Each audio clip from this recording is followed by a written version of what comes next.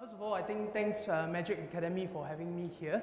And I hear Azai just now was talking about this being a non-technical session. I'm just wondering, legal is not considered technical in that sense, but I'll try my best to introduce you from a perspective where when you look at GST from a different light, okay? Because a lot of time, how many of you have attended GST talk?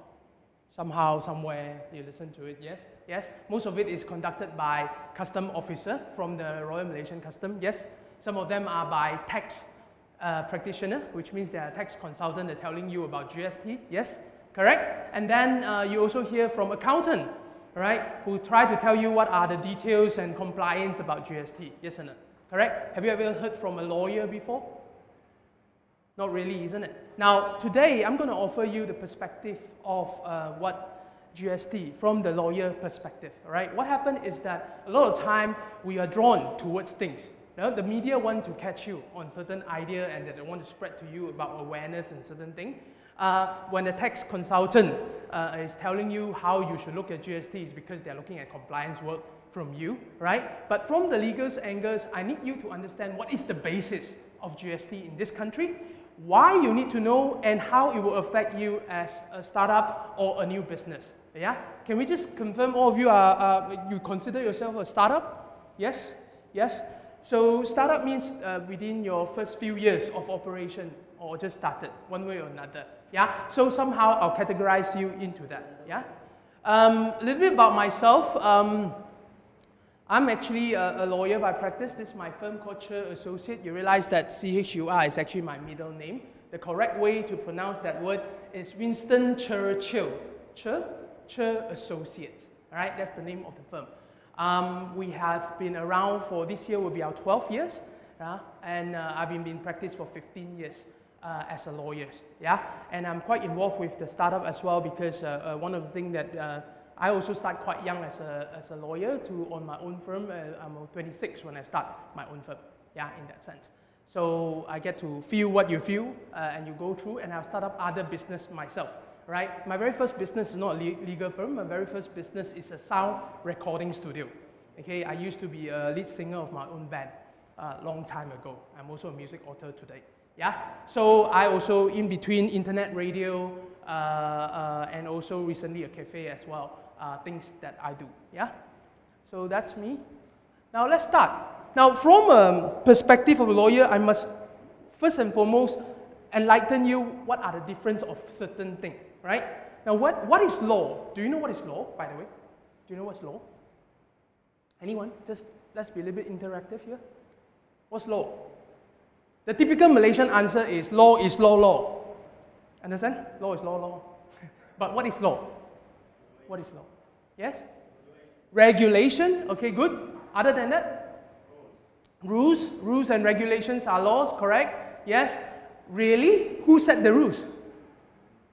Government, all right? So it must be set by the government, correct? I can set the rules also, right? My rule is that I only start my talk 10:30, right? But is that a law? That's not a law. That's the law within this four walls only, because this is my rule. Understand? Right? But other than that, right, it must be set by the authority for it to be considered as law. If you don't follow law, what happens? You get punishment, correct? How would you be punished? Huh? Fine, good, money, fine, right? That's more like Singapore, no? Fine, fine country, yes. Okay, other than that, what else? Prison, correct. So there's only two consequences. If you don't follow the law, two consequences, right? One consequence is called fine, which means money, correct? Compensation, right? The other consequence is liberty. Your freedom is at stake. If you commit a crime, correct? You will actually be put into jail. Clear? Everyone know what's law? Good. Let's try the next thing. Next thing is called policy. Heard about policy? Correct? Who set policy, by the way? Organization. Can the government set policy also? Yes, the government can also set policy, correct? There are policies set by government, there are policies set by organization. Now, if you do not follow policy, what will happen to you? If you do not follow policy? Just a norm, yeah? What else? What are the consequences if you do not follow policy? Sacked by organization. Okay, good. That could be a termination. What else?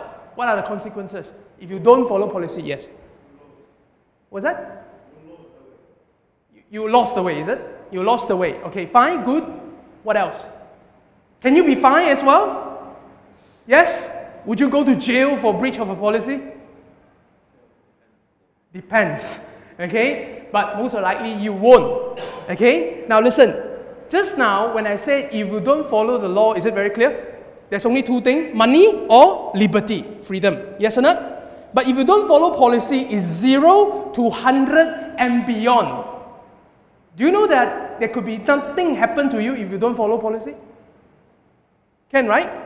Now you have a company policy. You're supposed to come in here like today. We have a policy. You're supposed to come in here at 10 o'clock. Correct? And what time we start? 10:20. Correct? Now the question is, well, supposingly I have to have started 20 minutes ago. Supposingly you guys are late. Correct? But there's no consequence to you. I'm still here entertaining you. Why? Because policy have no real consequence, have uncertain consequence. Clear? Clear? The best way to actually understand law and policy is very simple. First of all, we are now in the age of information, correct? Age of information also means that we must know what is real, what is not real, what you need to hear. We listen from a lot of things because most of the time we say, where's the source of law? Okay? Media, newspapers say, correct? MaGIC say, correct? Our Prime Minister says something, our Minister says something, correct? It seems like because they are from the government, when they come out, when they say something, right? It's the law. Is that true? No. How many times in the last few years, in fact the last 10 years, all these ministers, when they come and say certain thing, and then suddenly they forgot. And suddenly you say it doesn't count. Why? Because it's circumvented by certain thing. Yes or not? Heard of this thing called minister's speech? Correct? Budget announcement. Is it a law? No? Correct? Is it a policy? Part of it? Part of it? Yes? Next question is it a minister's speech? Definitely. Correct? You realize last year, October 10, we have the minister's speech which tabling the budget for the first time, right? What happened 3 days ago? There's a revised budget, remember? Correct? So what happened? The first one doesn't count anymore, right? And this one still not count yet, supposedly, until it is passed and adopted. Clear? Clear? So as a startup or as any businessman for that matter, you must know the difference between these three. Okay? Which one must you comply? The law. Correct? Which one you can actually take it slightly lightly? Policy perhaps. Which one you can take it least lightly? Minister's speech. Okay, if they say my minister say this, then the next question is, as a prudent businessman, must see whether there is follow up or not. Whether there is follow up or not. Alright? Let's name some law so that we know what is law, perhaps in you. Right? GST is a law or policy? GST is a law today. Yes, it's a law, right? Although it's not effective yet. When is the effective date for GST? 1st April this year. 1st April this year. So it's on the April Fool Day. Hopefully you will take it as a joke. Okay? Just to let you know, a lot of time, a lot of government use 1st of April to implement GST. You know our neighbor on the south, Singapore, it's 1st of April 1992. So I suppose Najib have called Hsien Loong and said, hey, what's a good date? He said April Fool is the best because no one will take you seriously. So clear? Law, policy, and minister's speech. Now why do I want you to get it very clear is because as a businessman you have to ask yourself, do you react to law, do you react to policy, or do you react to speech? And how you react. Yes or not? How you react. Just like, you know, normal, do you react to rumor? Right? Or do you react to facts? Alright? Do you react to facts that you are convinced or the facts that you are less convinced? You see what I'm trying to say? It's a very important. You know why? Information is gold. Right? And knowing what are the areas to comply with is very important. Okay? Now this is the difference between the three major things from a lawyer perspective. And let me take you through another thing. How to read the law. That's also very important. How to read the law, very important. How many of you are from, any of you from Singapore at all? Good, I can bash you. The Singaporean. Just some stereotyping just to use. First of all, do you know what's perception? You know what's perception? Yes? How you see things? Correct? Perception. What is experience? Do you know what's experience? Correct? Now, all of us have perception of things, correct? If I tell you something, there is a perception into it. Correct? Now, if I say Malaysia as a country, I'm sure a certain form of feeling come to you. Yes? That's a perception. But before you visit Malaysia and before you actually in Malaysia, you have formed a perception. But when you are in here, you have experience of what Malaysia is. Is there a difference? Yes, there is a difference. Perception is what you get without experiencing it. Experience is what you're actually doing it and you override your perception. Clear? Clear? So which one is more reliable? Experience is more reliable than perception. However, experience is also one part of it. You know why? Every one of us experience it differently. Can I share a story with you on my spec? For those of you who don't know me, all right, if you follow me on Facebook and whatnot, you realize that I change my spec almost every day. Almost every day. All right? One of the things, why do I change my spec is just to let you know, is first of all, it's a fashion statement because it matched my look for that day. All right? That's number one. Number two is this. There's actually a hidden metaphor that I would like to share with you about specs. All right? How many of you wear specs? I can see, or some of those invisible ones I can't see. Can you lend me your hand? How many of you wear specs? Very good, very good. Can I ask you a question? Do you dream when you sleep? Yes, yes. When you dream, do you have perfect vision or are you with your spec? Perfect vision? Yes? You don't really see your spec when you dream. Realize or not? Realize or not? But when you wake up, what happens? What's the first thing that you do? You reach out for your spec because I can't see. Feeling insecure. Yes? Yes, feeling insecure. But the truth of the matter is this. All of us wear spec. Why? Even if without your spec, you have your value as to your screen of how you see the world. Yes or not? Now, so one of the things that I always do this is very simple. If I wear a spec like this today, where is my blind spot? Do you know? Can you tell? My frame is my blind spot because I cannot see beyond it. Yes? And also because I am impaired in my vision. Right? Whatever beyond here and below here is also my blind spot or blur spot, if you like. Yes? Yes? Which means I can't see it clearly. But if tomorrow, if I wear a round spec, do I have a different blind spot? Yes? And if I change another shape, do I have a different blind spot again? Yes. What happened is, I'm trying to remind myself my blind spot today, right, will be eliminated tomorrow, and my vision today have eliminated my blind spot of yesterday. The more blind spot you eliminate, what happened? The better equipped you are. So always gather more perception. So you want to know more about GST, for example, get it from the accountant, get it from the custom, all right? Get it from the tax consultant, and get it from a lawyer. You know why? All these have given you different perspective of things. Good news is this, I've listened to all of them. Okay? So today, I'm sharing you with a better vision and perception of what they see and what I see and how I put it forward to you. Yes? So that's number one. Number two, this is a mindset. This is also very important because how you read the law got to do with the upbringing and the fundamental of a country. All right? Malaysia. You know why Malaysia is very thriving on entrepreneurship in one way or another as compared to our neighboring country? It is simply because we have a culture that encourages you to take risks. All right? One way or another. Can I just ask you a question? All of you do drive? Do you drive? Yes or no? You drive, huh? Right, you drive in Malaysian highway before? North-South highway? Correct? On the highway, do you see some Singaporean driver in their Singaporean plate? Yes or not? Yes or not? How do Singaporean driver drive? Slow, okay? What else? Steady, slow, steady. What else? What do you observe? Singaporean. How do they drive? Come on. Slow, steady. Actually, I beg to differ. Actually, it's very fast. Okay? Why? Because track fees. They pay someone like their track fees. They cannot drive. They only do 20 to 40 in Singapore. Right? Amazing. Okay? What else? How do they drive? They keep to their lane, right? Realize or not? They keep to their lane, right? They always keep their lane. Correct? That's Singaporean driver. Okay, good. How about your fellow Malaysian driver? How does Malaysian driver drive? 180? Speed very fast. Okay, what else? Don't follow rules, which means that we drive like that. Yes? Realize? You know, Malaysian driver drive like that one. And sometimes very fast, sometimes very slow. Agreed? Agreed? Agreed? You want to know why? Can I share with you? The background of this will tell us how we behave under the rules and regulation. Clear? Clear? Now let's start. Singaporean drive always on one lane. You know why? For them, follow the rule. The line is the rule. Don't cross the line means don't cross the line. The favorite pastime of Singaporean is line up. Every time they see a line, they will line up.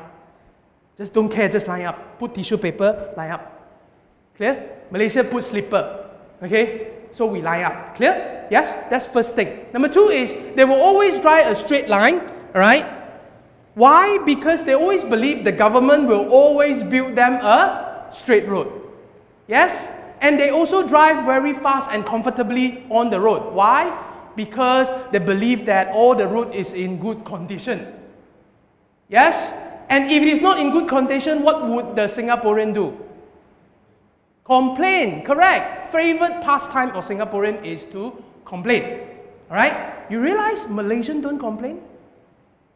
You realize or not? Malaysians do not complain. Alright? It's not that we don't. We complain one time, we complain two times, we complain third time. You tengok counter kat sana, isi borang. Understand? And then after the borang, nothing happened to you. Correct? And then life goes on. You realize complaint does not help you. Correct? You know why Singaporeans complain? Because when they say, I am not satisfied, everyone come to them, what's wrong with you? How can we help? Yes or not? Therefore, they enjoy complaint because they get the attention. Okay? Clear? Now let's think about the Malaysian driver. You say that Malaysian driver don't follow the rules, right? That line is dotted line, what? So it's not a straight line, so I can cut the line. It's okay. Correct? Yes or not? Number two is, I will not drive straight on one lane because there's such thing called pothole in Malaysia. Yes or not? Pothole. You know, you drive very fast, it will be a problem. Right? And sometimes I drive very fast, sometimes I drive very slow. Why? Depending the signal from the other side of the road. Sometimes they tell me to drive slow, you know, with flashlight and all that. Correct? We actually coordinate and whatnot. Now, did tell you a very important story about these two nations. Why? We are actually separate by the Strait of Johor only, you know. Sooner, it will be the longgang of Johor because of all the reclaimment. Right? But for all intent and purposes, we are separate by one water. And yet, how can we behave so differently? Do you know why? That's because of a very, very important fundamental. In Singapore, everything is prohibited until it is permitted. Clear? In Malaysia, everything is permitted until it is prohibited. Lucky Malaysian, isn't it? That's how we interpret an environment. That's how we look at the law. Clear or not? Because of that, the way we interpret law is very much different. I have Singaporean coming into my office and say, Chris, tell me which law say I can do this. You know what my answer is? I've checked everything, nothing says you cannot do, therefore you can do. He will never believe me one. He will never believe me one because from his angle is what have been permitted. Yes or not? In this case, is whatever is not been prohibited, we can do. That's the Malaysian free spirit. Right? For that, you deserve a round of applause for operating in such a free economy. Yeah? Now, let me just do this. Interpretation is very important. So you clear? Now, this is how we read the law. So you have to understand, that's the basis. And by the way, which means that's how I advise you. That's how I advise you because that's how Malaysia operates. Right? Unless I'm in Singapore, then I'll behave differently. But I'm in Malaysia, I have to advise you based on the Malaysian way, the Malaysian boleh. Yeah?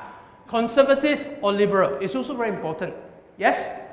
You all have risk profile. Do you know you have risk profile? Everyone have risk profile? Can you define your risk profile? You don't know how to define a risk profile. Can I just share with you how to define a risk profile? It's just very simple. Now I'm just saying that for $10 to have a meal in Cyberjaya, would you pay for it? Come on. $10, I'm sure you were willing to pay, yes? Correct? Correct? $50, anyone's willing to pay? Still, we have one, right? $100 for a meal. Anyone still want to pay? Come on, consider. Okay, very good. $1,000 for a meal. Let's up the ante.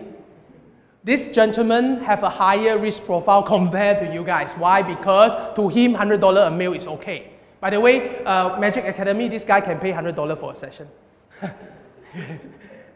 That's how it is. So the risk profile is very important. You have to understand, because how we interpret could be very conservative, which is 0 to 10. You know that tuning of your thing? This day is remote whatever number that you have. So everyone have a different number.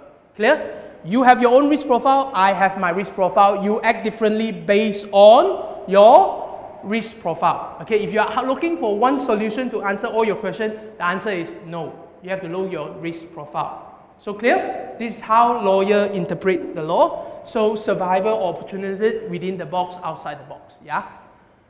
Okay, good. Since I've tuned you on your mindset and how to look at it, what is this? Can everyone help me to read this? GST stand for? Grow and share together. You stop, right? Somehow you stop because the first word grow and then the word share. You sure? You know, together, you sure? Right? Now the thing is this, we cannot read something that we do not believe in, correct? And suddenly when I ask you to read certain things, you say grow and share together, and you're getting lower and lower and lower. You know why? Because you're not convinced with this slogan. By the way, this is a slogan for GST, right? If you do not know, grow and share together. Ladies and gentlemen, let me introduce you the facts of life. GST, you cannot run away anymore. Right? Right now, before GST, do you know that how many Malaysians pay tax, income tax? Do you know how many Malaysians pay income tax? Anyone? Malaysia population, how big? What's Malaysian population right now? 30 million, okay, more than 30 million already. Last year, you know, there was one chart that we fly off 30 million. A few more IC given out in Sabah. Anyway, listen, 30 million, how many pay income tax? 20%? 70%, okay? Clearly they are not Malaysian. Malaysian, how many people pay tax? Less than 10%, yes, it's about 2 million. 2 million out of 30 million pay tax, correct? Is it fair? I'm the unfortunate one within that 2 million. But let's put it this way, today I'm very happy because on the April Fool this year onward, we will have GST, grow and share together. So on the 1st of April, how many of the Malaysian pay tax? All 30 million of Malaysian pay tax in Malaysia. All 30 million, unless you never consume, which is impossible. Okay, is that only the number? The answer is no, because anyone who consumes in Malaysia also pay tax. Our foreign friend who consume here would also need to pay tax in Malaysia. Alright, so what is this tax? It's called the Goods and Services Tax. Is there another name to Goods and Services Tax?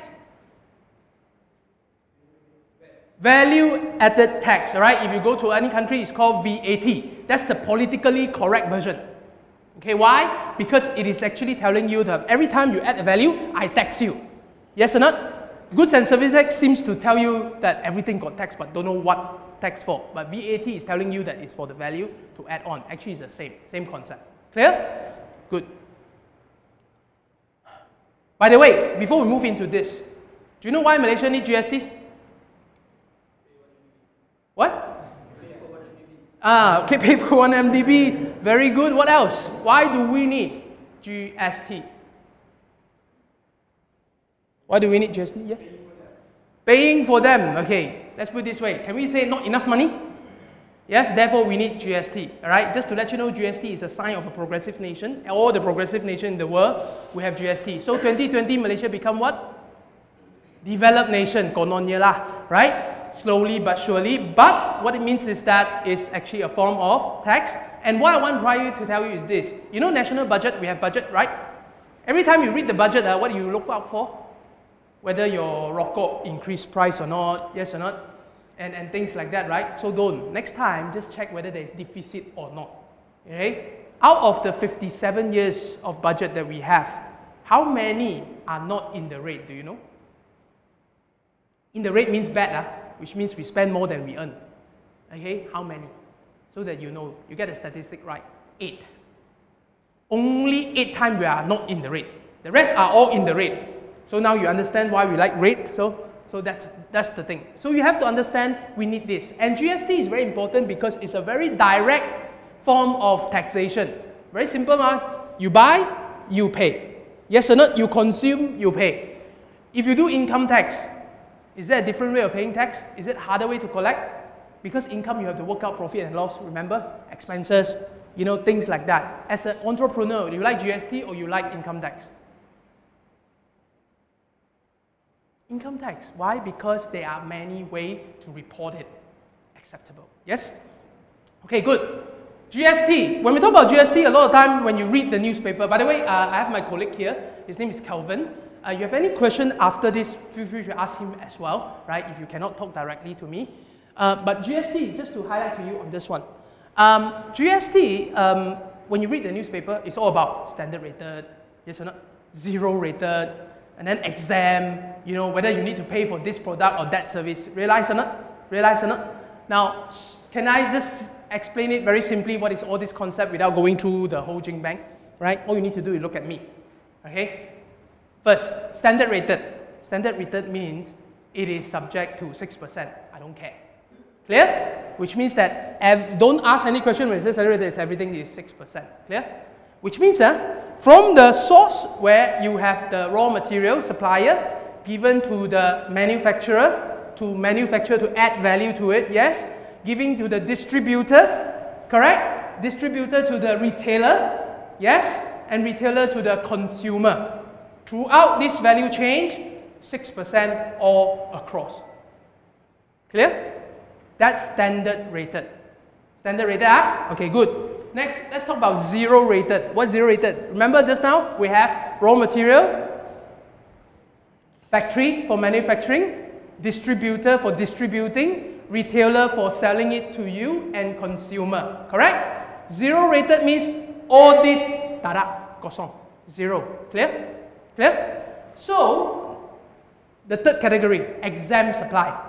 What is exempt supply? Remember the whole list again, Raw material, manufacturer, wholesaler, retailer, consumer. Correct? Exempt supply means take one step back. Consumer don't pay. Everyone else pay. Clear? So you now, one is the whole chain pay, which is standard rated. And then there's such thing called zero rated, whole chain don't pay. Correct? And then there's such thing called exempt supply, where the last one don't pay. Clear? Now, my question to you is this. As a consumer, do you think it make a difference? Who say it make a difference to you? Anyone? You will never put up your hand no matter what I say. Very good, including this one. Listen, as a consumer, can I just share with you, this is a product I want to sell you now. I want to sell you this, I'm a retailer. I want to sell you this product. I tell you the price is $10. Today is 1st of April, GST. Okay? $10. How much are you paying? Who say you pay $10? Who say you pay $10.60? Who say $10?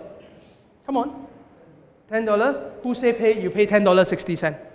1, 2, 3, 4, 5, 6, 7, 8. Okay, very good. Wrong, my friend. Oversight. All right. Let's put it this way. You pay $10 still. Okay. Why? Because whatever price that I give you will be tax inclusive, GST inclusive. What does it mean? The $10 that I'm selling you right now, I will now divide with 106. Clear? 106. 100 I keep, 6 give to the government. Clear? 100 I keep, 6 give to the government. So is there a difference to you as a consumer? Not really, because you will not pay $10.60. It's not like service charge plus. Yes? You see what I'm trying to say? Are you clear? So whatever you buy will still be like that. Okay? You've been visiting a lot of countries, yes, with EAT. You realize that you actually don't plus the 7, the 11% or whatever percent they are charging you. Yes or no? It's based on the price. So clear? It is important to know, however, the effect is not here. Okay? Just now remember the 3 types: standard rated, zero rated, and also exempt. Heard of this thing called the petrol? Where you drive, yes, you put petrol in your car, yes or not? According to Najib, when he announced petrol subject to GST or not? Who said subject to GST? Come on. Is petrol subject to GST? One. So if in future there's GST element in your petrol, okay, who said no GST on petrol? Come on. You should know already. Yeah? Okay. Neither of you are right, neither of you are wrong. Okay. First of all, petrol is classified as what we call standard rated products. What does it mean? Which means all the value chain is subject to GST. Okay. However, they give you what they call a relief. Relief means this, temporarily don't have to pay lah. I condone you, so I give you relief. So what it means? It is actually a standard rated product subject to GST, and it's just temporarily given a relief. So one day, if they remove the relief, what happened? GST is in the petrol. Clear? Clear? So you have to understand the difference. The other thing, out of scope supply. Alright, what is out of scope supply? First of all, you have to understand GST is taxed on everything happening in this country only. If you supply things outside, it's not subject to GST. You understand? GST is a Malaysian GST. Clear? Clear? So it's all about out of scope supply. And then the last one, Shopper's Guide. Heard about Shopper's Guide? Shopper's Guide, heard about that? This is not about where to buy cheap products. This is telling you that how the business shall behave. They cannot profiteer from you. They'll give you the guide. According to announcement, right, last budget, this is supposed to be out on the 1st January 2015. What's today's date, by the way? 24th, correct? So the question is, you can go to your IMC and check. It's not there yet. Okay? Like I said, Malaysia is always slowly but surely. Definitely you get it one, but don't know when. Right? Delay expected. So what I'm trying to highlight to you is this. You will get this guide to tell you how do you behave as a retailer and how you behave as a consumer. Alright? But this guide is supposed to tell you how you spend. Alright? But it's not out yet, as of today. Alright? We check. Okay? So GST relief, remember? I just told you petrol is actually a standard rated supply, but given relief. Good. GST compliance. Can everyone collect GST? Who say yes? Who say no? Yes, very good. I see some hand already. Good. Next question is this. Who can collect GST? Those who registered, correct? Those who registered. So, do you actually looking at the products and service, or do you looking at the vendor? Vendor? Yes? Yes, you look at the vendor. If it is not registered, for example, if it's not registered, correct? Even the product and service that they do is subject to GST. Can they collect GST? The answer is no. No, you cannot collect GST. See what I'm trying to say? You cannot. So let's look at it. Who shall register? Compulsory annual sales turnover exceeding 500,000. Okay? So you said, Chris, I'm a startup. I just started 5 months ago. How will I know my annual sales turnover yet? So good lah, wait until you have an annual sales turnover, then you consider to register or not. Clear? Clear? So the question is that, Chris, I already passed first year. Alright? So then the next question, do you have 500,000 sales revenue? Correct? If you have yes, then go ahead and register. If you don't have, then don't have to. When you reach the threshold, then you do it. Yes or not? Right? Then there's such thing called, can I voluntarily register one? Because I want to help the government to collect tax.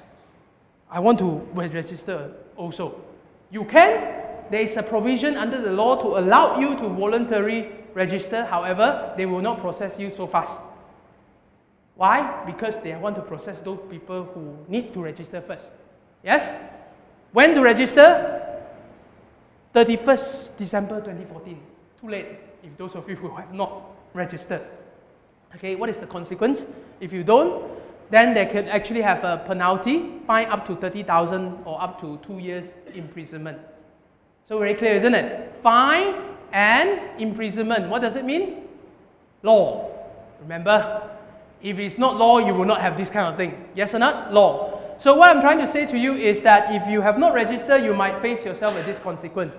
But let's put it this way, even if you're eligible, if you're registered now, I still encourage you to register, right? In Malaysia, we have the best law. Execution is always a problem, okay? It's always a problem. So what you need to do is that they actually want the revenue. They want you to do this, especially after revised budget. They will not penalize you if you do this, all right? But I'm just highlighting to you, they might if they want to, but unlikely. Clear? Clear? That's how Malaysian lawyers speak. They might, they want to, but unlikely, you see? If you know what I mean. Okay, startup, like I said, since we are dealing with a startup, let's look at your nature of business, what are things. So again, you will talk about either you are in the service category or you are in the goods category. And then you have import and export. First of all, by the way, is GST the same as income tax? No, right? Income tax on what? Income, correct, on profit, specifically on profit. GST tax on consumption. I don't care whether you make a loss or not. Even if you make a loss, you need to pay GST, correct? Income tax, you make a loss, do you need to pay? No need. That's why Malaysia, most of the businessmen are loss-making, but drive big cars. You have to understand it's a different system. Don't confuse it. Huh? A lot of people confuse it. Correct? A lot of people confuse it. I don't want you to confuse because you are here today. You are not supposed to be confused. Otherwise, I lose face. Correct? GST is GST. Income tax is income tax. Okay? Right. So we look at service, goods, import and export. Yes or not? It could be this because most of the startup we realize is about trading. It could be e-commerce where you're not even clear whether that's Malaysia or international. You know, when we do this kind of thing. Alright? Imported service that are made by a foreign supplier who carry on business outside Malaysia to a local recipient. Such services are consumed in Malaysia. Portion of the imported service consumed in Malaysia to be liable for GST by the recipient. Which means this, whoever pay for it will have to work on the GST, right, and pay. So if you engage a foreign consultant, what does it mean? Be prepared to pay extra 6%. They get whatever they quoted you, let's say their job 1 million, correct? And you are the recipient of the service here, correct? You have to pay the custom, the GST portion because the job is performed here. Who pay? The recipient of the service pay, right? How much for a 1 million job? 60,000. So you have to put that and cost in. Is it important to cost in as a startup? Yes, it affects your bottom line, right? If you engage foreign consultant. Yes, so for foreign consultant providing their services here, don't worry because whatever you quoted will be there is to be taken care by the local consumer. Yeah. Reverse charge mechanism, again, this is a little bit technical. We will not go into that. Basically means that allow you to claim it back later. Imported good. All goods imported into Malaysia are subject to GST unless specifically relief. Importation of goods and good supply in Malaysia is the same rate of GST. We don't discriminate. Malaysia very fair, 6% throughout. Okay? 6%. Exported service, generally all exported services are 0 rated. Clear? Which means that if you are a Malaysian startup, if you provide your services, right, outside of Malaysia, it is not subject to GST. Clear? So if you could be here based in Malaysia, but you provide your service in US. Yes or not? So those are not. Okay? So the conditions are met and it's specific and it could be under the 0 rated supply order. Remember 0 rated means what? Throughout the whole value chain. Not just you, but the whole value chain. If it's meant for export purpose. Yes? Exports goods are also 0 rated. Goods, just now is service. Goods are deemed to be exported when cleared by the proper officer of custom. At the last custom station, they have to be loaded on the vessel. These are technical. Basically, if it's exported, alright, it's not supposed to attract GST. Again, 0 rated means what? The whole chain. The whole chain, yeah? Good. File your GST return. Congratulations. If last time when you do currently without GST, how many tax return you do a year? Once. Either April or June. Correct? Either you are a person under employment or you are a business. Correct? So it's either these 2 days. But from now on, everyone who registered with GST have to do tax return, correct? And how long? It's actually the tax period. By the way, a lot of people say, hey Chris, can you name me one positive thing about GST in Malaysia? You want a good news? Government give you free loan. What? Interested? At least 1 month or 3 months. What does it mean? You collect GST on behalf of the government, correct? You need to pay them either 1 month or 3 months, depends on your revenue. If your yearly revenue is more than 5 million, you pay them within 1 month. If your revenue is beyond 5 million, you pay them within 3 months. Correct? 6% of your revenue, one way or another, is always in the system, interest-free government loan to you. Make sure you pay back. It's not your money, okay? But it will help your cash flow. That's how you can word it like that. Correct? Because that 6% you collect is not yours, right? Yes or not? Yes, it's not yours. Alright? So you have to use the form. So when to submit your return, like I said, is depending on your turnover. Correct? So you're either a 1 month or a 3 month person.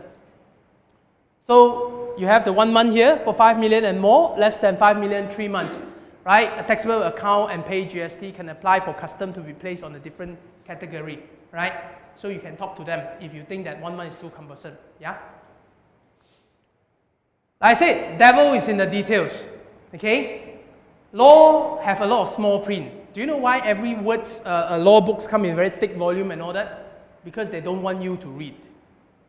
It's for me to read so that I can advise you. Correct? It's because a lot of words. But again, words can actually be interpreted. Let's look at it. For example, penalty for incorrect return, Section 88. Person convicted, which means when you compute your return, you must make sure that it's correct. Correct? If you do it wrongly, what will happen to you? 50,000 fine or imprisonment not more than 3 years. What is this? Law. Remember? Law will tell you about prison and money. Correct? Penalty equal to the amount of tax which has been undercharged if the information has been accepted as correct. Now you see, undercharged. You can over-collect. There will not be a penalty on this firm. But however, incorrect return means you collect more also you kena, you know. You say, hey, I collect more, I give to the government more, it's okay, what? Right? Do you know that, first of all, if you are not entitled to collect and you collect, that's wrong. Number two, you're only collect X but you collect Y. Also wrong. Yes, you are expected to report X only if that's how much you're supposed to collect. Yes or not? So always be careful. So this is the consequence, right? Now, here's a very important myth buster, correct? Everyone know this logo? What is this? What is that? Lembaga Hasil Dalam Negeri, some building over here, right? Yes. English is what? Inland Revenue Board, correct? You like to see this logo? Don't like, right? Okay, good. What about this logo? Custom, the Royal Malaysian Custom, right? Royal Custom. Now, when I tell you there's two different logos, what does it mean? Two different body. Important? Very, very important, because as a business startup, you always have to understand what are the facts. Don't mess it up. Remember, income tax and GST is different, correct? This body currently collect what? Currently, right now, correct what? Sales tax, service tax, custom duty. Yes? Yes? In future, after April Fool this year, what do they collect? GST. Yes? Would there be any more sales tax? No. Would there be any more service tax? No. Which means that GST replaces sales tax, which is at 10%, and service tax, which is at 6%. Supposedly, is it good news? Yes, because you save 4%. Clear? What does this body collect? Income tax. Correct? Now, a lot of people say to me and say, Chris, I think 2015 I'll just close shop and don't do business. I said, why? Especially a lot of SME. They said, because once the GST come, it will become very transparent, but I've not been particularly honest for the last 10 years. So I think I better not do business. Okay, now this is to demystify a few things, right? In Singapore, when they collect GST, both the authority is the same. In Malaysia, what happened? Two, A lot of people say, Malaysia, mana ada system. Correct? You know what my answer is? My answer is there's plenty of system. Banyak sangat system. It's just that system don't talk to each other. It's very important you have to understand that. That's the case. System don't talk to each other. When system don't talk to each other, what happened? There will be communication gap. Correct? These two different logos, you see? You think they will talk to each other? Can they talk to each other? Yes, they can. They can. Right? But do they talk to each other? They don't. I can tell you this, a lot of people who do import and export business in Malaysia have not been the most honest either. Whatever value they imported in will not be exactly the value that they report. Yes or not? If they want to check, have they already got the punishment already? The answer is yes, right? Yes, right? So the idea is, these two, a lot of people say they will sit together. When they compare the note, you cannot run. First of all, can anyone run away from GST? The answer is no, you can't. No matter how you try, you can't, because it's a very direct way, it's very easy to audit.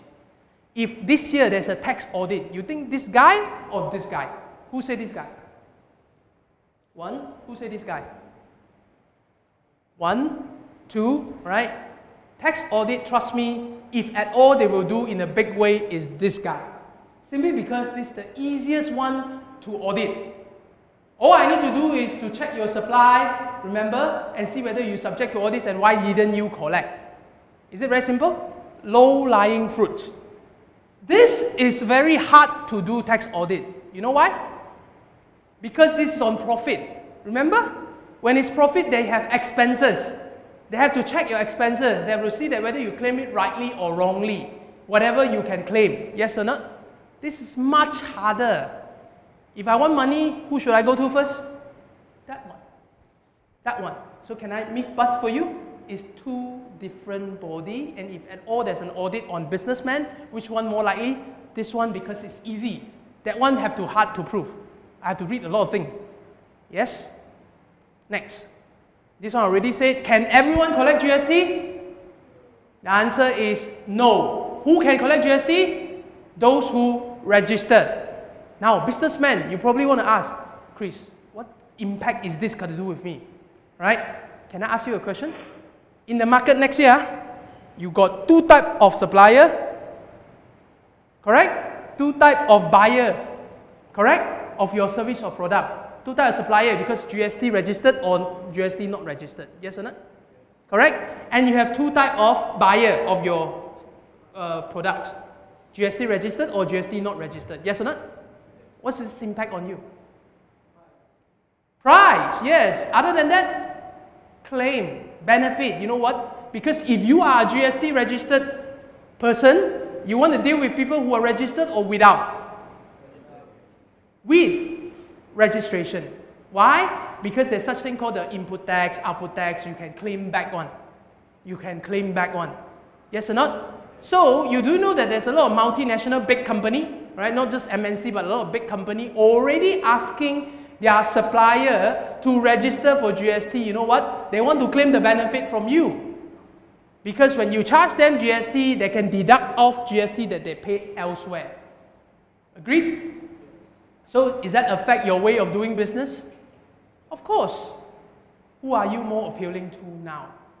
Correct? But if I'm not a GST registered person, I'll choose for the person who are not registered with GST because supposedly cheaper. At least by 6%. Yes or not? Yes or not?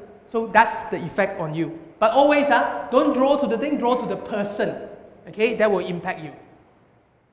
Now, other jurisdiction. Shall we learn from other jurisdiction who have this? UK, everyone know where, other than playing football, they also have VAT. Yeah? So, introduced VAT in November 1973, so it's long time ago, right? Because it's part of the requirement when they want to join European community. Mostly, what item are zero rated? Again, mostly food, medicines, books, some are from transport, and these are the rate. So you can see 10%, 8%, 25%, 8%, 12.5. They even have different rate. You see this? They have luxury item, which is 25%, all right? Standard 8%. Clear? You buy your Mercedes-Benz 25%, you buy Proton 8%. Clear? So this is how you look at it. So they have even different rate, and at today, in 2011, what is the latest? 20% VAT. So congratulations, we have very low, 6% only.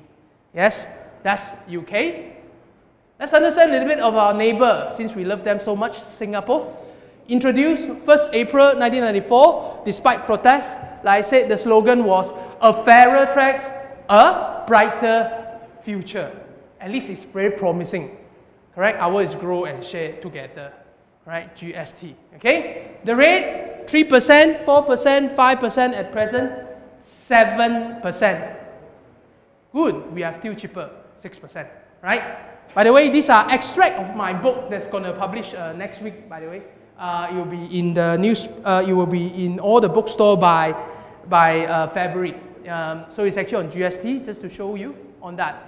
Now, let's look at some of the lessons. Now, a lot of people say, okay, Chris, now GST come into force. What does a lawyer do? Right? I tell you some of the things that very interesting thing that lawyers do on GST. So you have to understand how, on which angle we can help you.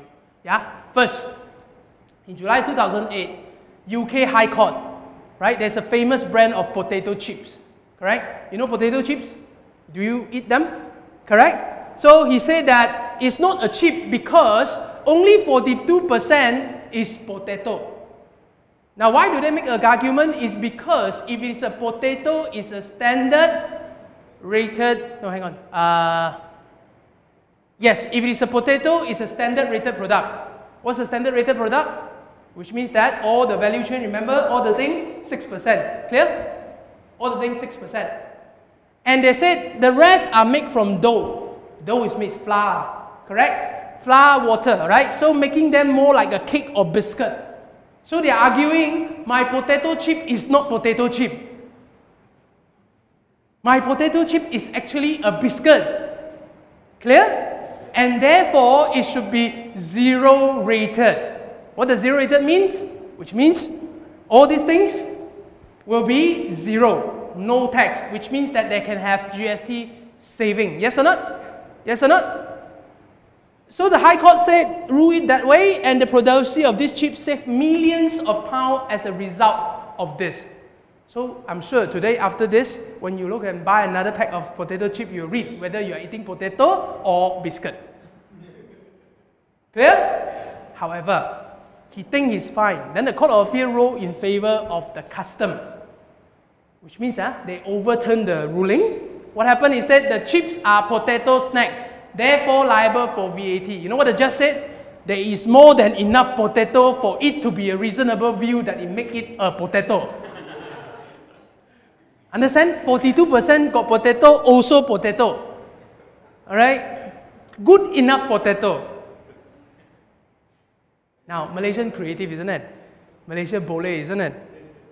You think I would be engaged in some of this though? Yes, right? Chicken flavor chips. Got chicken in it. Understand?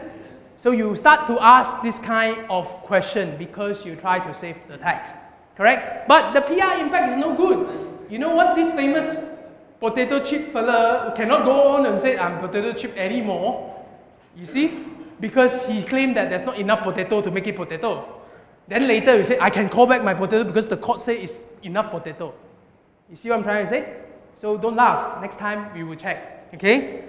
So in Malaysia, challenge will be the same. For example, raw chicken. Raw chicken, you buy from raw chicken from the market is 0 rated. But you go and put some paprika on it, marinate a little bit, it become standard rated. So value added, the little bit of paprika powder you put in, 6%. Now everyone see there's some gap here and there, right? What do you mean? If I put salt, is marinated or not? For example, I do not know, right? But that is up to interpretation. We will only know after GST is in place. Okay? You see me in court fighting all this chicken or not chicken. Okay? While trader manipulated the system, alright? So one way or another you see this, Okay, good. Another thing, it's called carousel fraud. Okay, what is carousel fraud? Let's forget about the technicality, it's very simple. This is a case whereby in UK, there's people go and import all the gadgets and sell in UK, correct? And sell in UK, and they import this from EU. So import from EU are exempt from VAT, which means that if you import from EU country, I suppose at that time they will be importing from Finland lah. That time Nokia, correct? For example, correct? So they got it and they said, okay, fraud appears when the criminals sell the good with VAT in UK and did not pay to the custom, which means you're trying to make benefit of the system. All right, you sell the same price, notwithstanding. Let's say this thing is not from UK, it's at this price, and it's from somewhere else, is subject to VAT or GST, and you're selling it at the same price. You actually make extra the custom duty you did not pay to the custom. You did not pay to the custom. Clear? So this is what we call carousel fraud. So don't think that you're very smart by trying to parallel import thing, especially if you're e-commerce, that kind of thing. So you have to be watchful on that, yeah, if they want to catch you. Challenge again, also charge goods imported into Malaysia. Imported goods subject to the GST relief order depend. So possible challenge, you see that business charging GST on imported goods even though the goods are gazetted for relief. Remember the part? If you're not entitled to charge, you cannot even charge. Don't think that you charge. Because when you charge, you cannot give it to the custom. The custom cannot receive. Realize or not? Because custom did not put a tax on it. Why do you go and charge? Yes? So losses for UK government, just to let you know, in 2004 and 5, I think they decided not to tell you what happened after 2006, after 18 billion is lost. These are the losses in tax revenue. Just by this interpretation issue. Chips, not cheap, potato, not potato, you know, that kind of thing. Yes? Challenges for Malaysia, again, merchant who claim to be GST registered but not registered. Alright? Possible solution, check the registered GST number on your supplier with the RMCD. Malaysia got system. Okay, trust me. Next time, you are given a tax receipt. Tax receipt got number, correct? If you're suspicious of your supplier whether they are GST registered, right? Check that number. Online you can check. Even right now you can check. I have my number also already, because I registered before 31st of December, remember? Yes or not? So I have that number already. So next time you get my invoice, you can actually go there, key in my number and see whether I'm registered or not. That's the first point of verification. Yes or not? So GST incentive, this is under the budget. By the way, the revised budget did not revise this part, so it's still there, right? Just to let you know, under the budget provision, we see that there's a training grant of 100 million for employee attending GST courses. Financial assistance of 150 million to SME to purchase accounting software. Accelerated capital allowance on purchase of ICT equipment, expenses incurred in training and whatnot for deduction. Forget about all that. You know what? The government is telling you one message. What is the government telling you now from this? Anyone?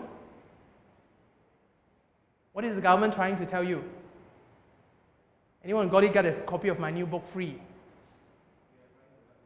We are trying to help you. That is not the right message. This is very obvious. What is the message? Huh? Register lah. No? I'm looking for one specific answer. It's actually a reverse of yours. Can you elaborate a little bit? No? Turn it around. You need help. He's telling you that you need help. Startup, business, SME, you need help as far as GST is concerned. Therefore, we come up with 100 million, 150 million and whatnot. You get a book nonetheless, okay? Come and see me later, right? A round of applause for him, please. But what it's effectively telling you is, forget about this 100 million, trust me, you can't claim anything, right? Useful, but I'm just saying to you is, he's telling you that the cost of doing business in Malaysia after 1st April 2015 is gonna go up. And if you're SME, you probably have to fork out money to buy accounting software, to train your personnel and whatnot. Clear? So is it higher operating costs? Yes. So higher operating means lesser profit. Yes or not? Brace yourself. This is the message. You need help. You need help. Okay? Ever heard about these things? There's this thing about, it's common between businessmen. I'm sure businessmen know about this. They said you need to have 2 sets of account doing business in Malaysia. Clear or not? I see some of you are laughing. Correct? Don't worry, it's clear. It's okay, 2 sets of account. From 1st April 2015 onward, can I give you a good news or bad news? you need 3 sets of account. Don't laugh, it's very clear, you know. 1 set of account for what? For yourself, to know really how much you earn. Okay? Number 2 is to give to the income revenue, to let them know how much you earn. Yes or not? And then the third one is for GST, to tell them how much you really charge. Yes or not? Now, why do I say it's 3 sets of accounts? Simply because even if you go and ask a Royal Malaysian Custom officer, they always say it. Because I've seen a lot of those GST talks, those accountants love to go there. And then they'll go and ask the question to say, hey, this one under the income tax treatment is different. You know, when you treat it like that, I then have to be inconsistent here. What to do? You know what the custom officer answer is for you? That is income tax. Custom, GST, do it like this. Does it mean that you need 3 sets of account? The answer is yes. Because there's different tax treatment. Clear? Clear? So when you have 2 sets of account, you hire 2 account, correct? You 3 sets of account, you need to hire 3, right? In a way. Yes, yes, you need extra things. So what does it tell you again? Higher business cost when you do GST. Okay? So GST e-voucher, you can go and download this and whatnot. Apparently you can get some money off this if you go and do the thing. Registered with gstcustom.gov. Deadline, oh sorry, deadline done. No more e-voucher. 31st, sorry, how do I go out? Okay. Valid 1,000 and then you can claim until 28 February 2015. This is for you to get the system to help you. Yeah? Good. A lot of people said, I just have to bring you back on this. Right? When you have GST, any country with GST must have adjustment to the income tax. Agreed? Why? Because the newer form of tax, it should not be too much of tax. Right? Malaysia now suddenly have another 6%, shouldn't it be compensated by some less tax? Just to let you know, Singapore, although with 7% GST, do you know what's their corporate tax? About 18% on average. About 18% on average. So what I'm trying to tell you is they have a lower income tax as a result. So Malaysia, let's see, do we have done? We have some reduction by 1 to 3%. So corporate tax from 26 to 24, 24.5, 25. A little bit, right? Personal, from 25 to 24. Okay, max, If you are SME, by the way, do you know what's SME? Not more than 500,000 annual revenue. Yes? Then your tax rate will reduce to 20% to 19%. Enough? Never enough, Hopefully we have 0 rated income tax. So, some of the FAQ that I probably want to address here, again, this is a copy of the book, just to show you. A lot of questions asked. One of the very common one is this. Is that since GST is multi-stage consumption tax and levied at each stage of supply and change, do I pay higher tax as compared to sales tax, a normal tax? So the answer is, do you pay higher tax? The answer is no, you don't, right? Because whatever you pay, GST is imposed at every stage of supply change. Business can claim the GST incurred on inputs, thus consumer pays 6% of GST only at the end of the chain. You know what? Whatever you pay is still 6%, that's the 6% that you pay. Whatever here, there's actually offset and deduct. At the end of the day, they only get 6%, nothing more, nothing less. Yes, nothing more, nothing less. So this is the whole idea about, remember the manufacturer, wholesaler, retailer, customer, right? That's the whole relationship. Good. I'm done with my presentation. 5-minute break. Okay, good. So I'm asked to give you 5-minute breaks. When you come back, you can ask me some questions if you have. All right? Thank you very much. Let's start Q&A. This lady over here, you have a first question. No, they want to record the sound. Oh, okay, cool. Yeah. Yep. Because the owner requests us to get ready for the GST. Yep. Start from after. Sure. But from what I see from the receipt, we pay to their individual personal account. So I think we're not entitled to pay for the GST, but they ask for. Okay. Everyone get the question? The question is, I'm paying renter.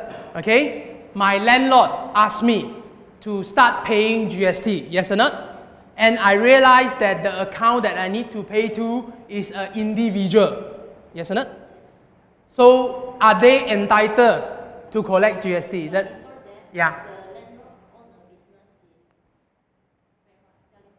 So the landlord own a business selling spare part. Okay, so fine. So who are they asking you to pay now? To individual, right? To individual. Okay, who know the answer, get another book. Yes. Yeah, come on. I say, by the way, it's good. You know why? It shows that whether you listen to me or not. Okay? Come. The answer is? No. Switch on. Yeah. Okay, good. Come, start. So what is the answer? No. Why no? Just don't give me a no. No doesn't get you a book. No, because if he or she collect the GST from you, he or she must be a registered person with the GST number. Okay. Everyone accept that answer? Yes or no? No? Okay, let's put it this way. Let me modify a bit. Round of applause for him. At least he tried. You can get half a book. Okay, you get a book. After you come and see me. Just to let you know, the idea is very simple. First of all, from the question, there's a few tiers that we need to tier it out. First thing first is that, let's address the last part. A person can only collect GST if they are registered, correct? Correct? So he asks you to pay to an individual account, correct? Then the next question is, can a person be registered under GST? Yes, you can. Okay, the answer is yes, you can. All right. However, let's not dispute about this. You know why? What your intention is, can you pay, can they collect, right? So ask that person, got number, can check. Because supposedly they have to register by now. If there is no registered, there's no number, you are entitled not to pay. Yes or not? So that's the first answer. Second answer is this. How come you say the owner operate a spare park, whatever, then suddenly ask you to pay for individual account? Question, who is the landlord? No. Business or the business owner? It's two different things. By the way, you know the entity different? It could be that your Sendran Berhad is also registered for GST. It could be personally also registered for GST. It could be your LLP, Limited Liability Partnership, registered for GST. Yes or not? So whoever collect from you, trace that person can collect or not. Don't confuse yourself between the business owner, right, and himself personally. Correct? Because it's different thing. Question is, go back and look at your tenancy agreement. Under your tenancy agreement, you sign with someone, right, who represent to be the landlord. Correct? That person must be registered with GST in order to collect from you. Okay? Is it a commercial rental right now? Yes, it's a commercial rental. Is commercial rental subject to GST? Yes. Residential rental, is it subject to GST? No. Clear? Commercial rental, alright? Next question is very simple. Do you know that not every commercial rental is also subject to GST? Simply because it depends on whether the landlord have enough turnover to register or not. Correct? If I have one shop house, okay, and I rent it out at 3,000 per month, only one shop house, one commercial shop house, 3,000 per month, how much do I get a year? 36,000, correct? 36,000. Am I required for GST registration? No. So if I'm not required for GST registration, my tenant have to pay GST for me? No. Clear? No, huh? But this GST is not inclusive of the rent price, is it? It's inclusive. So I still pay the same. Correct. Like I said, consumer don't different. But the thing is that she's asking, can they actually claim that GST from me in that sense? So if you want to ask whether this person can rightly, because they will tell you GST inclusive, the tax invoice have to be issued like that. Yeah? Trust me, a lot of people say, hey Chris, GST come, will our life change? Right? I can tell you, your life stay the same. A lot of people don't trust me. You know what? After about 2-3 months after that, you realize that you still pay the same amount. No matter how, because and then it doesn't matter to you whether it's 0 rated anymore, standard rated, you know, or exam. Why? Because you still pay the price quoted to you. Understand? Understand? Yeah? So that will be your answer. You have to really check whether they're entitled to do that or not. But to a person who pay rent, really is inclusive, it's inside. They cannot actually, by the way, if you want to do a plus 6%, if you want to do a billing based on plus 6% GST, okay, you need to get approval from the ministry. It's not so easy one. So everything is deemed price inclusive. If you want to do $10 plus 60 cents, that 60 cents, you want to do it like that in terms of your billing, you need approval. Yeah? Okay? Ask them to show you lah. Show the approval. If they don't show the approval, don't pay that 6% first. Understand? Yeah?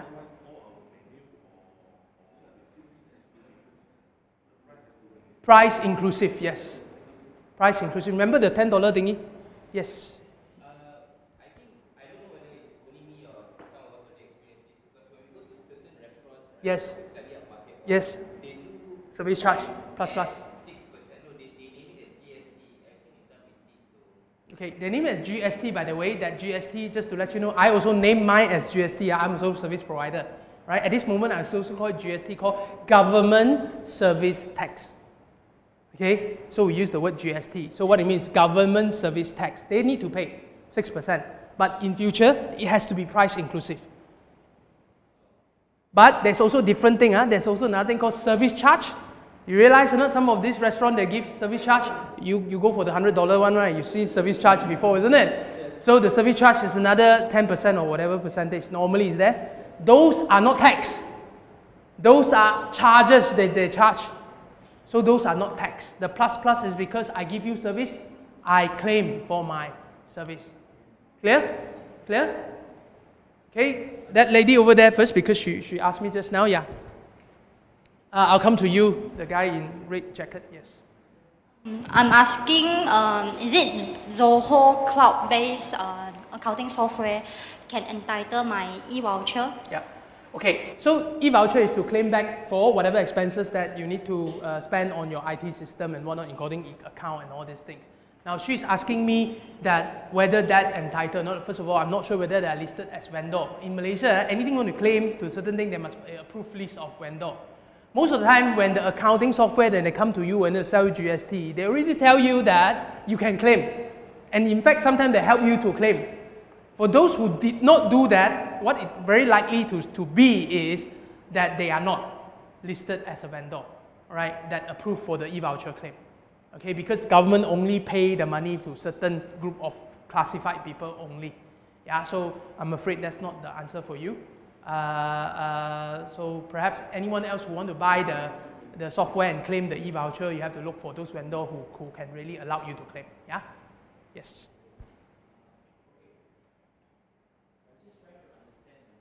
Yes. We all are, yes. Yeah.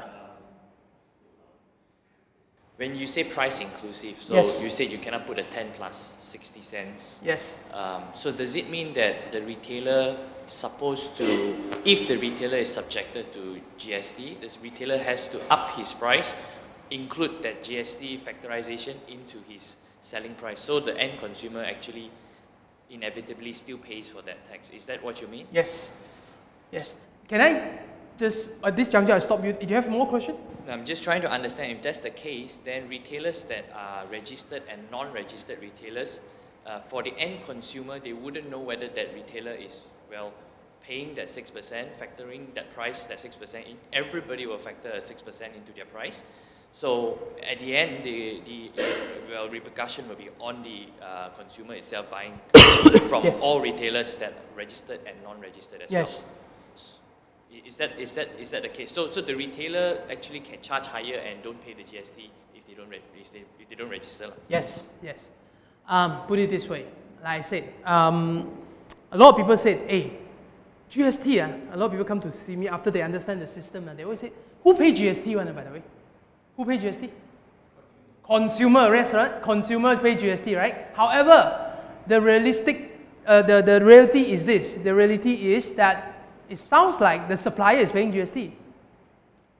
You realize or not? Feel like the supplier is paying GST is because whatever I collect from you, I'll take one part of it to pay GST, the other part I keep. Clear? Remember the 106 issue? 106 issue? So effectively, who will actually breach the act? Remember just now, incorrect return, who file return? Consumer file return. Business file return, yes or not? The burden is on who? Supplier, the business owner, whoever sell and collect, yes or not? So if you do, so the thing is, if you go and collect, knowing that you can collect and whatnot, is fine. If you collect knowing you cannot collect and you're not registered, you are caught under the act. Now, it's very hard to prove. That's why there's a need to prove that whether this is subject already in this. So they have this shopper's guide coming out with the pricing and whatnot. To me, it's very simple. If you are selling $10 now, your retail price after 1st April should be $10.60. Cannot be 11. Because if you put 11, you are profiteering already. Yes or not? Another 40 cents for what? Yes? So just to let you know, there will be a lot of uncertainty during that time. In Malaysia, it's very simple. We put it in first, then we see what happens, we adjust. Okay? We do budget first, we adjust again, no problem. You see what I'm trying to say? So I'm saying to you is that, again, no one knows how this game works. Even the customer officer are not clear. But I'm highlighting to you, your concern is valid, okay? But like I said, the obligation is not on the consumer. Of course, you said, oh, consumer shortchange lah, we have to pay extra 6% lah and whatnot, right? But the burden is on the supplier. So you will not, of course, you lose some money. That's for you to be wise. You can check always if you want to track just to see their number. Like I said, the number is clear. Yeah.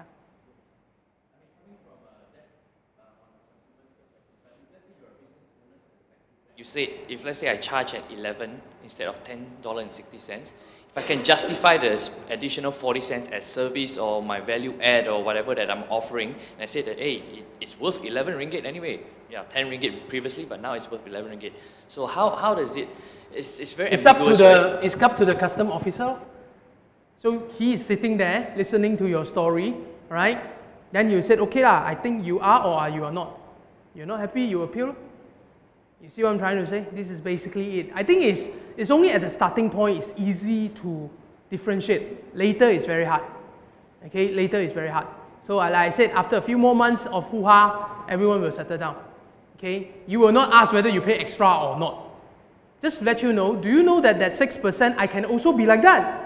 Now you said, if I do it on $11, right? If I can prove that that 40 cent extra is some my services and whatnot and justify, therefore I can collect, correct? What if after 1st April, not realizing I want to be competitive, I still sell at $10?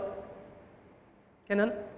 The answer is yes. Why? Because you absorb it into your profit, nothing wrong. By the way, pricing is not mathematics. Pricing is called supply and demand.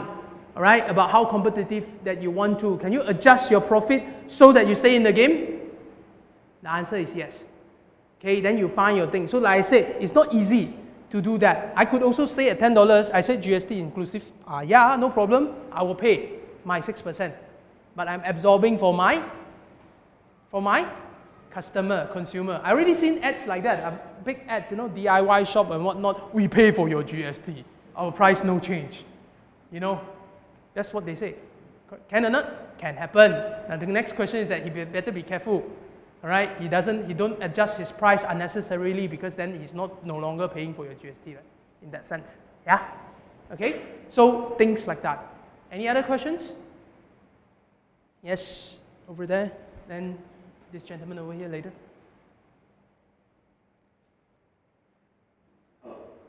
My question is, so let's say I'm a registered GST vendor now. Yes. And I'm selling an app, so people can download it from app stores, and then people from US they can download, people from Malaysia they can download. So let's say I price it $1.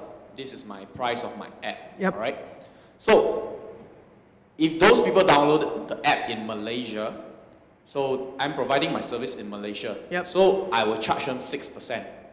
So it will be like $1.06. Okay. Or let's say I absorb. Then the people downloading it from US. So is it means that I'm providing my service in US so that they are kind of like zero rated? I don't need to charge them GST, so I would need to lower down my pricing on the US part. No, you don't have to lower down your price, by the way, which means that the US part, you can keep everything that you charge, right? But what effectively it means this, think from the context of the supplier, which is your context. Don't think about their consumer, don't think about from a consumer context, because now it's a question of you filing your tax return. On the presumption you are registered, remember? Now you need to do a tax return. Now you have to say whether your services provided, which part of it is in Malaysia, which part of it is in US, correct? So whatever you collect from US, there's no 6% element inside. But whatever you collect in Malaysia, there's a 6% element inside. So you have to pay and compute the 6% element for Malaysia only. Yes, it's for you to split. And let's put it this way, no one knows your business better than yourself. All right? Even the custom, they will just ask you a few questions to satisfy themselves that, yeah, you actually done the right thing. If you have the way to compute to say that these traffics are all from US, and therefore this is how you classify them, then you have a stand to stand on. Yeah, thank you. You have this gentleman over here.